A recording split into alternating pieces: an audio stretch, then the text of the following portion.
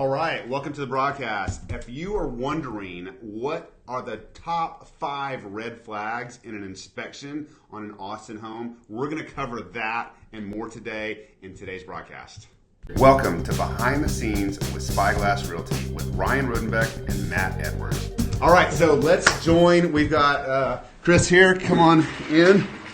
All right, can we all fit? There we go. Yeah. All right. Nice to meet you. Good to meet you. Thank y'all for having me. Yeah. So I have a list that I put together, and my list was, I've been seeing your list. I think you might have seen mine. They're probably the same thing, right? Pretty close. Yeah. Pretty Now, close. before we get started, how many inspections have you completed, roundabout over the 29 years? Somewhere in the range of about 12,000. 12,000. Yep. So you might know what you're talking about. I'm hoping I'm figuring it out. Like I tell people, I appreciate the opportunity to practice again every day. Yeah. I'm going to get good eventually. So there you go. 12,000 home inspections. Wow. That's a lot. So you might want to listen to what he has to say. So before we get into this, I want to ask you, what is the weirdest thing you've ever seen? What's the craziest story you've ever seen in an inspection? And that could be anything. That's such a challenge. I know. So many things that I see out there. Gosh, I really don't have a good one for you right off the top of my head. What's a good recent one in the last 2 years, 3 years? I've had so many nightmare homes lately, it's hard to say. We've got, one of the good things is getting on the roofs to find people using things like coffee cans for flashing, for plumbing vents. I had an inspector tell me that he went into an attic one time and found a whole, a whole heap of weed in the attic. Oh, And it was a rental property, like enough to where, and this is 10 years ago, like enough to where the owner could have been freaked out about repossessing the property. well, you would say that, and since you bring that up, I actually did have one experience in one where we went to where it was fairly obvious by the time we were done that they had a grow room in the entire attic Oh, of wow. a 3,800 square foot house that they had disassembled. Oh, Before I got I've there. actually seen that too. Now, what's the legality on that per you? Do you just... Well, that's a disassembled one, so, right? Yeah. that like, was just well, like I'm if you good. came across one or like a couple pounds, I mean, you just keep on moving and... That's not why I'm there. Tell the owner and leave it alone, right? I'm not going there. Yes, There you go.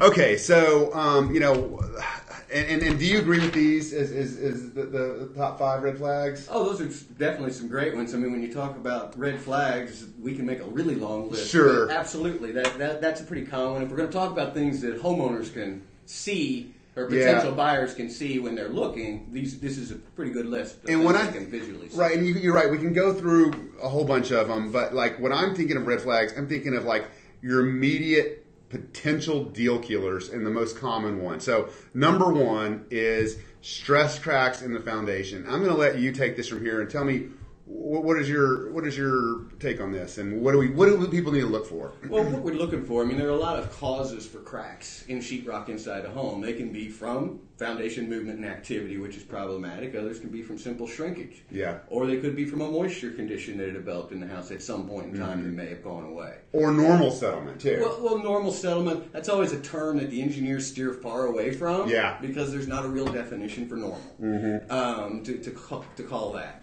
So what I tend to really try to people to understand when they're looking at cracks and drywall in homes, completely vertical or horizontal cracks that are straight lines, those are more likely to be from shrinkage of the materials, minor activity, not much to speak of. It's the diagonal cracks that you're looking for. Because when you see the diagonal cracks, then you're breaking sheetrock.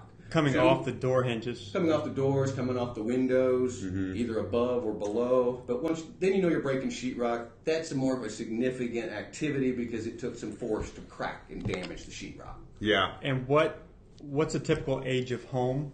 Whether it's 10 years old, 15. I know that varies depending on what time. age, Yeah, right. but it does vary. It varies dramatically. People are quite confused about how long it takes for a home to not be active or in an active area. We have a lot of expansive soils here in Austin, so it's something that you've got to focus on.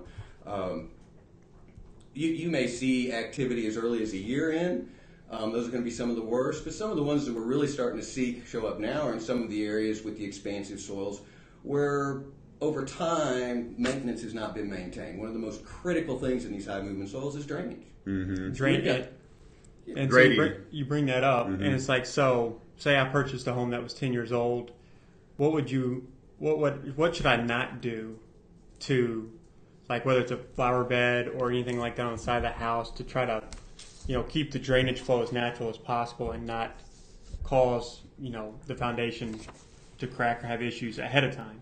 Well, if you're in one of the expansive soil areas, you want to pay attention to that drainage period. You want to know that the water has an opportunity to move reasonably rapidly away from the house in all directions, not just in one side. One of the problems we have with homeowners is periodically they'll do things like build raised flower beds up against a house, not understanding that what they just created was a pond next to the house when the rains come. Yeah. And the rest of the house doesn't have that. So after a long dry period, the soil is dried out over weeks and months.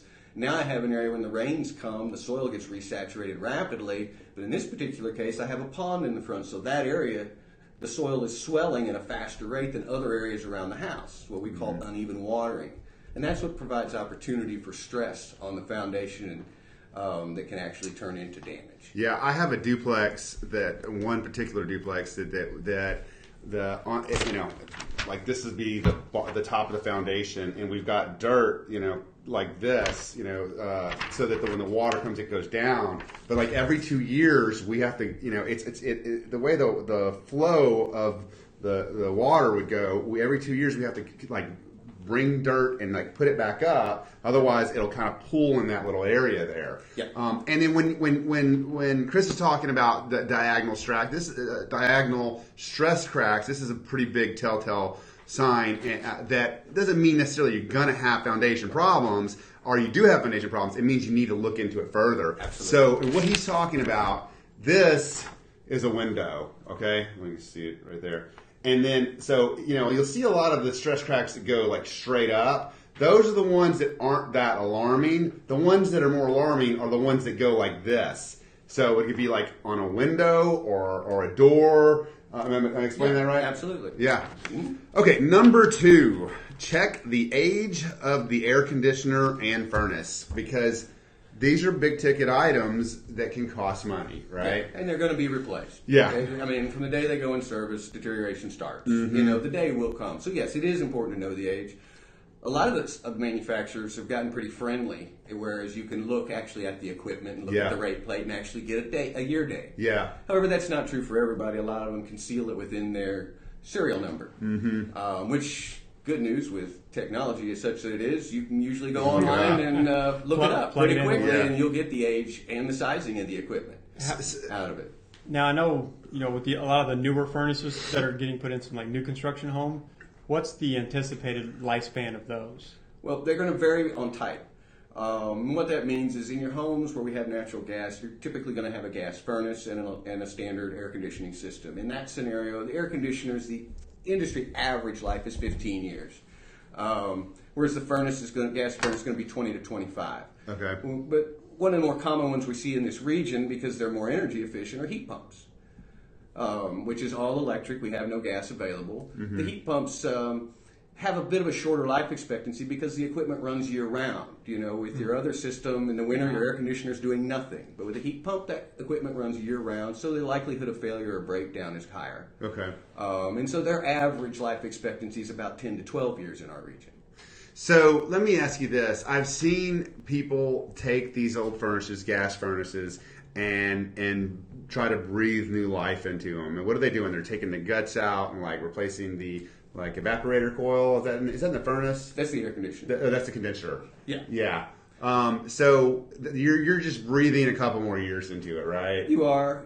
And the city actually tried to clean up a little bit of that. What they're referring to is where the system would break down. You have two primary components where we have split systems in this region. So the outdoor unit is called the condensing unit. The inside that you're referring to is the evaporator coil. Gotcha. The evaporator coil has no moving parts. It is literally just a coil that the refrigerant is pushed through. So it typically lasts much longer than the outdoor unit. So what we would experience is people would have a breakdown and they would simply come and replace the outdoor condensing unit. Yeah. To keep because then it all worked and it cooled. The downside of that was you didn't pick up the energy efficiency rating that you were hoping when you replaced your unit, because you now don't have a matched system. So I want to ask you about that too, because we get a lot of those inspection reports, and that there was a time where they changed the Freon. Is that right? Yeah, we would change the refrigerant from R22 to R410. Okay, so and is it you cannot get 410 anymore? No, it's the 22 that they've tried to get rid of. Okay. And they can still get it. Yeah. They can absolutely still get it. They're going to charge you an absolute premium for it. Yeah. But you can still get it. But, the premium price is to try to encourage you to quit using it. Right, and I think to move on. And I think at the time when did they switch over? Like 2010 or?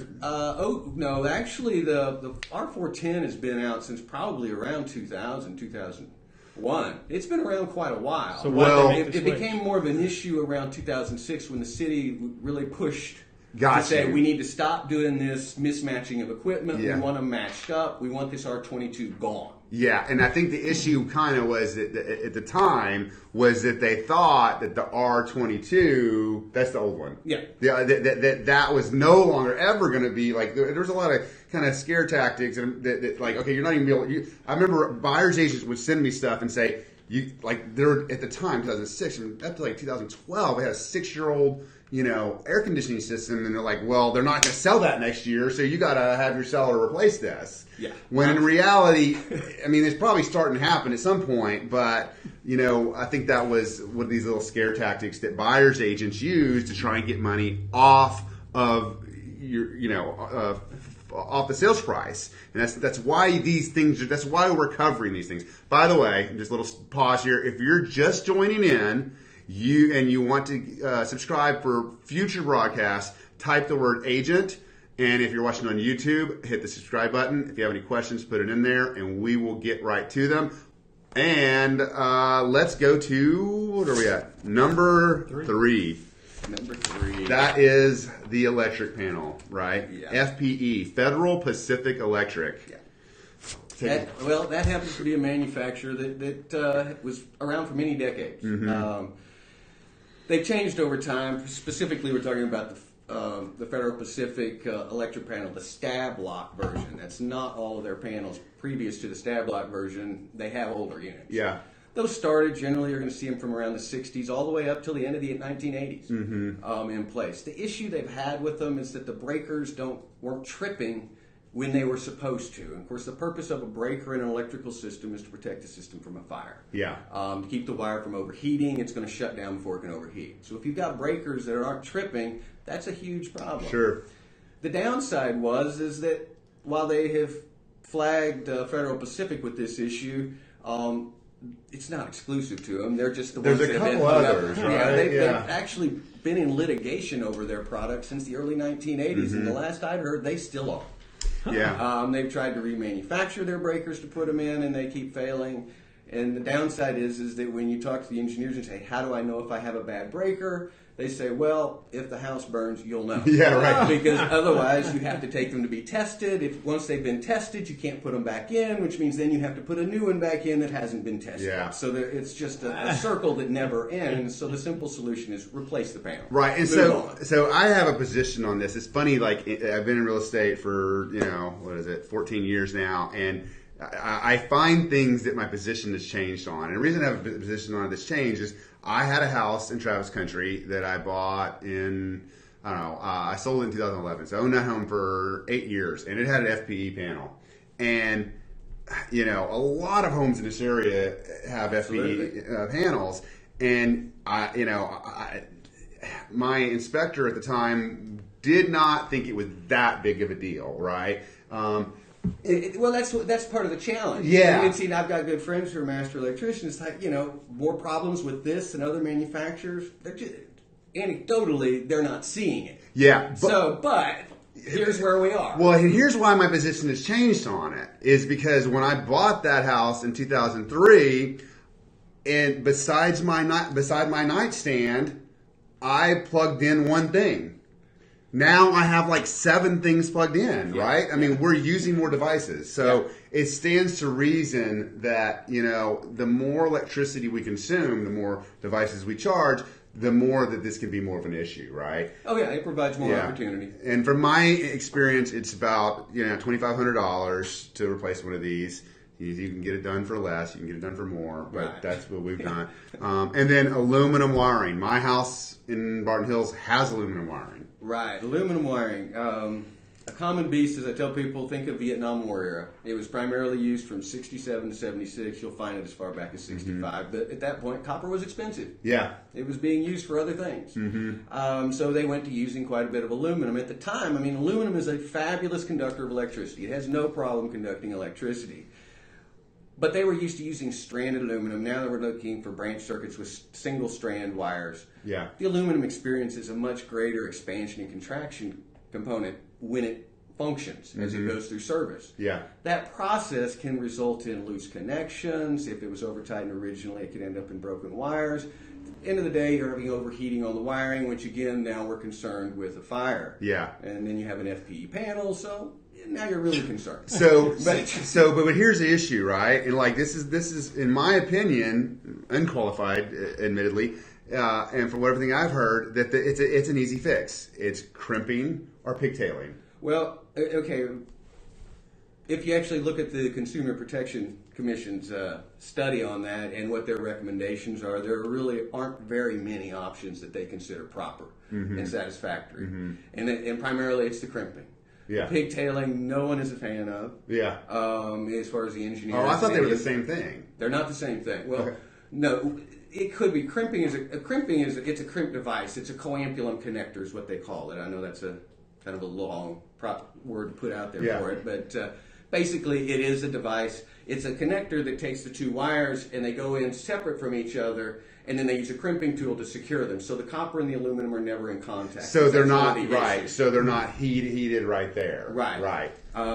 When you talk about pigtailing was a term where the guys would use wire nuts to add a piece of aluminum onto or add a piece of copper onto the end of the aluminum. Okay, got you. Okay. They have come out in actually it's been quite a few years back with a wire nut that they proclaimed is rated for it. However, it's still not a fan of the engineers, and the Consumer Protection Agency still doesn't like them. Gotcha. But before we started crimping, let me see how many homes with aluminum wiring did I know that have burned down.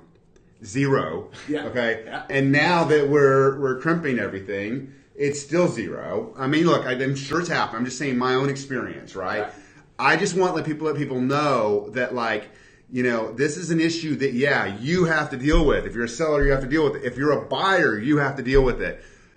In reality, it's not seen very often at all. Well, interestingly, what I see when I go into these houses, especially ones that haven't had any updating on them since it was built, is it actually seems that the electricians at that time were being more careful with the installation of the product. Yeah.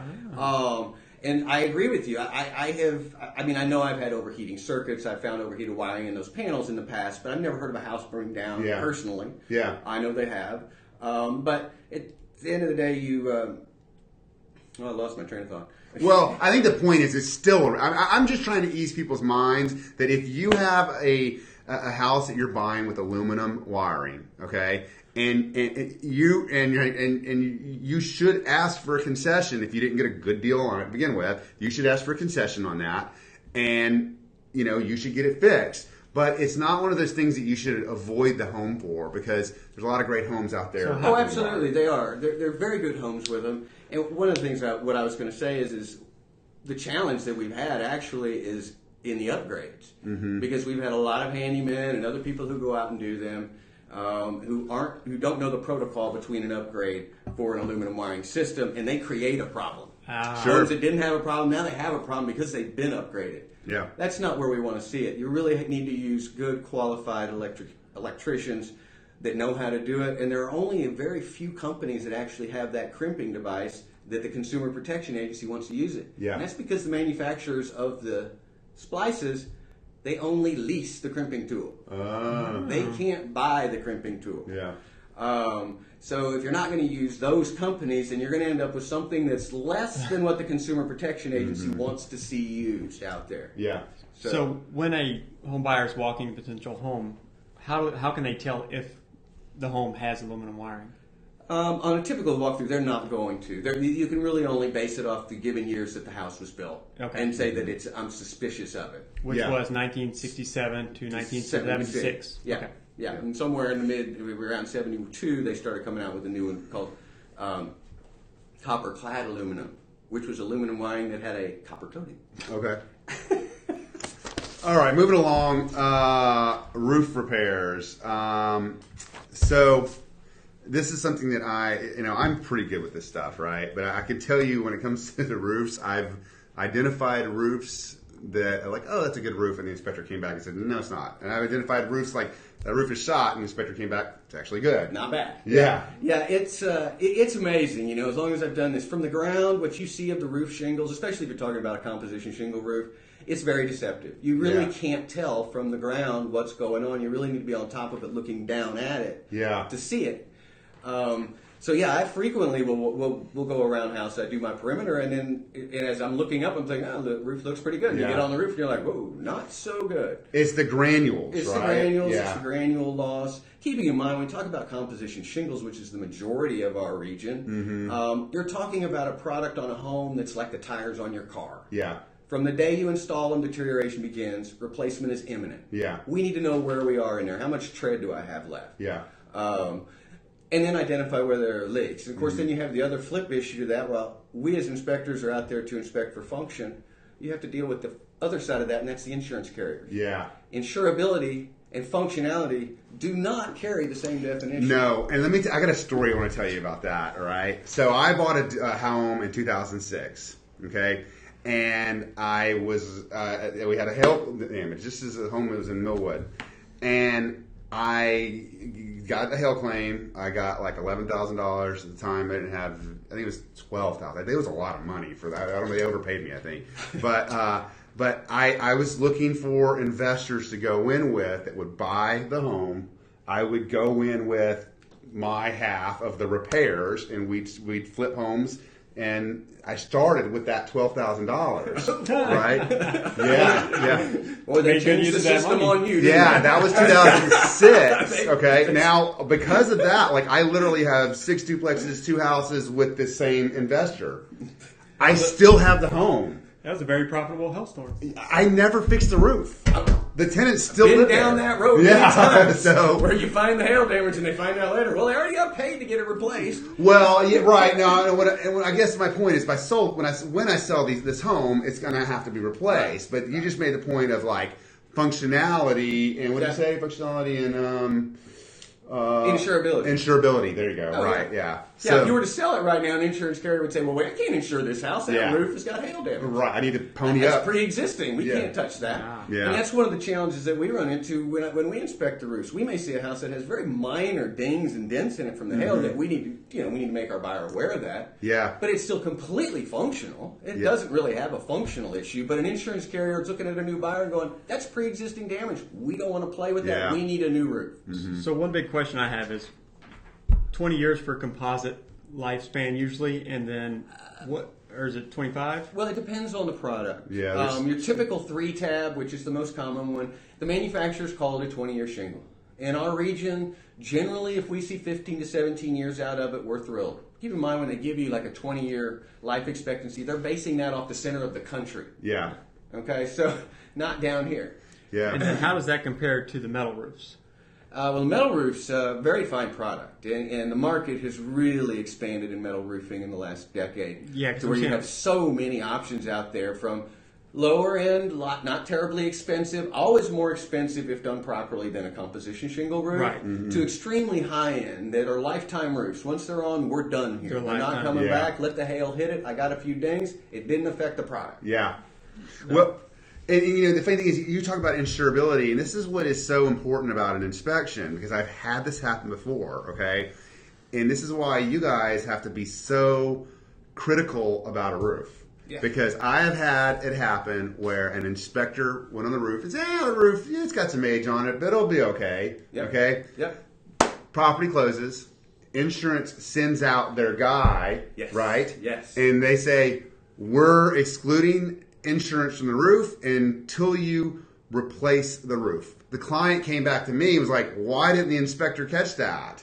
Exactly, and that's one of the biggest issues. Yeah. Because it had nothing to do with function. No. That's why you'll see me on my reports. Any evidence of it, I'm gonna write it up. I'm gonna let my client know. Look, I don't think the roof needs any work or replacement, but you need to move forward and figure this out. You need the seller's insurance company to come and take a look and write a letter. That's right. Because most insurance companies, they're not gonna send somebody out to look at that house for a buyer until they own the house. Right. Because they're not wanting to step on the toes of the insurance company that's covering the house for the seller. Yeah. Now, I've seen they've started doing it lately a little bit. Yeah, I keep pushing for that. Yeah. Because I keep getting those calls, so I wish they would move to that because it's ridiculous that they let them close, give them all the paperwork to say they're fully insured, and then send them a letter because most of them have a 30, 60, or 90-day out clause to come and check their new property that they've insured. Yeah. So the point is, if your inspector tells you that your insurance, your roof is fine, but it's not insurable, you need to know that your insurance may cut your insurance. So it's a pretty big red flag, even if the roof's fine for another 10 or 15 years, as it was in my case. Okay. This is my favorite. Number 5. Number 5. Yes. Cast iron plumbing. Yes, Which is the new beast that's rearing its head. Mm-hmm. Cast iron drains. That was the premier product for drains up until 1965. Mm-hmm. Okay, 65 is when the PVC pipes for drains really started coming into the market. So as a result, what you have is that the majority of the homes built, the lower end homes, the middle class and lower end homes, they're going to have PVC typically from 65 forward. Okay. It's going to be the upper end ones where you're going to see them continuing to use it up until about 80 or 70 to 72. Mm-hmm. Because they weren't going to use that cheap plastic stuff. Yeah. Good, conscientious home builders who wanted to do the right thing, which is understandable. Yeah. They weren't going to use the cheap product. Mm-hmm.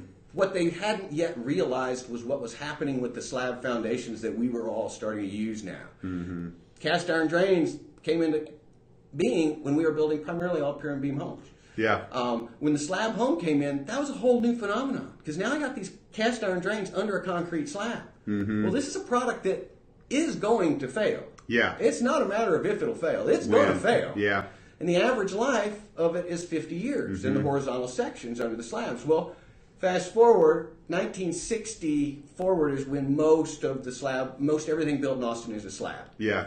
So those homes are at risk. Those drains are failing. They're having to be replaced, and they're very expensive and difficult to replace. Mm-hmm. It's 20,000 plus, isn't it?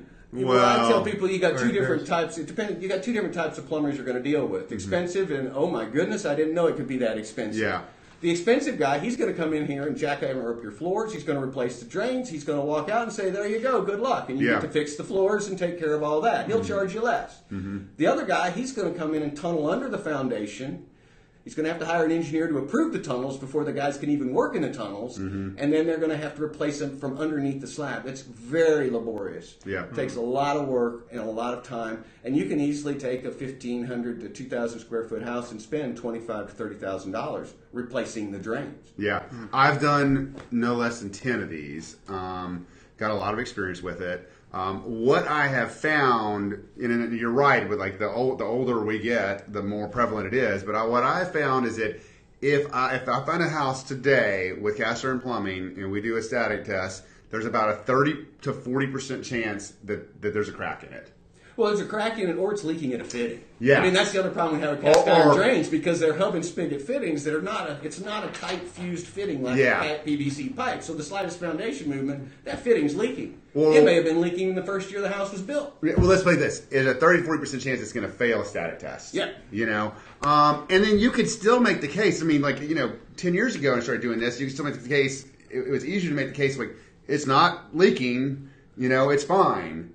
But now, fast forward 10 years, it's like you said, not if but when. So it's probably the biggest deal that I would say. It is because You know? it's such a huge hit and expense, and you got to have your drains. And what It's year? not something you got an option on. Right. And what year did they do away with cast iron? They've not done away with cast They- iron. they've Cast not. iron is still a prevalent product in the market. You will still find it in many a lot of the commercial buildings have gone back to it. Really? Yeah, because it's quieter. They're finding problems with PVC pipes. You hear the water running through the walls and everywhere else, so they don't like that. And the biggest problem they have are the horizontal and accessible sections. Yeah. The vertical sections they have no problems with. If it's horizontal and I've got access, it's not a problem. But in homes, they kind of stopped like 82, right? They did. They did because it didn't make sense. Yeah. It wasn't practical. Gotcha. Wow. Well.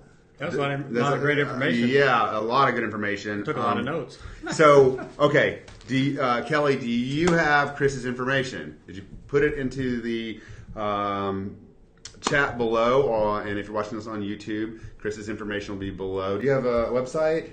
Yep, it's cniservices.net. Now, can you talk about what might be coming next year in your world, or at least for you? Is it still too soon? But I'm pushing right now to try to get myself from having to put my life at risk as often as I have been as far as walking on roofs, because I do try to walk on every roof because I know from the ground I can't see it. Unfortunately, there are homes you just can't safely walk on. Yeah. It's too steep, it's too tall, it's metal, it's a tile that you can't walk on. So what I'm really working myself toward now is moving into doing some more drone work. Yeah. So I can do some drone roof inspections, so I can actually get on those roofs instead of saying I inspected it from the ground with binoculars, which I think is very lame, although I have no other option to write that down. It's better than breaking a leg or falling off a roof. It most certainly is, and believe me, I've pushed myself on roofs where I can assure you my wife would probably kill me if she knew what I was doing up there. Yeah. And with these drones and the 4K video and all of that, that's going to give you... Yeah, I'm looking at this as a great opportunity to be able to give a better visual for owners, especially on some of the higher end homes where the people can't see them, they can't see the roof, they're concerned, to be able to video the entire roof and get down close to it so they can actually get a look. And if they've got concerns, they can send the video to their roofer. Yeah, it's a great idea. He doesn't even have to show up. He can just watch the video and look at the areas, the vulnerable areas that I'm going to point out in the video, and focus on those to try to clean up whatever's there. Yeah. So that's what I'm going to shoot for next year. It's kind of exciting. All right, well, we're going to wrap it, but before we go, if you need to set an appointment with myself or Matt, go to austinrealestateagents.org. If you want to download our duplex e-buyer guide, go to austinduplexagent.com. Be sure to type the word agent in the remarks if you want to subscribe to future broadcasts. If you're watching on YouTube, subscribe. I'm out of town next week. And then the next week, I have an interview with a business strategist that is going to tell our consumers, especially if you're in the real estate space, how to strategize your business where you're working in it and not on it. That will be it for today. Chris, thank you so much. Thanks for joining us. And we'll see you out in the field. All righty. See you guys in a couple weeks.